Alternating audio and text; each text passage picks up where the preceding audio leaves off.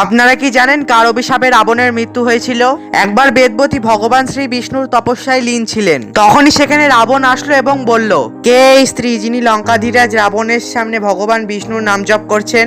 আর যখন রাবণ বেদবতীকে দেখলেন তখন তিনি বললেন, এই সৌন্দর্যের অধিকারী শুধুমাত্র আমিই হতে পারি। এই বলে রাবণ বেদবতীর কাছে যাচ্ছিলেন। তখন এই দেখে অগ্নিদেব রাবণকে আটকানোর চেষ্টা করলেন, কিন্তু রাবণের শক্তির কাছে অগ্নিদেব কিছুই করতে পারলেন না। তখন রাবণ বেদবতীর কাছে গেলেন এবং ওনার চুলকে স্পর্শ করলেন, যার কারণে বেদবতীর তপস্যা ভঙ্গ হয়ে যায় এবং তিনি যজ্ঞের আগুন থেকে একটি জ্বলন্ত কাঠ বার করে ওনার চুলকে কেটে দিলেন। এবং তিনি ক্রোধিত হয়ে রাবণকে বললেন, তুমি আমার তপস্যা ভঙ্গ করে দিয়েছো এবং তুমি আমার চুলকে স্পর্শ করে আমাকে অপবিত্র করে দিয়েছো। যে চুল তুমি এখন ধরে আছো সেই চুলই তোমার মৃত্যুর কারণ হবে এবং আমি আবারও জন্ম নেব আর তোমার বিনাশের কারণ হব।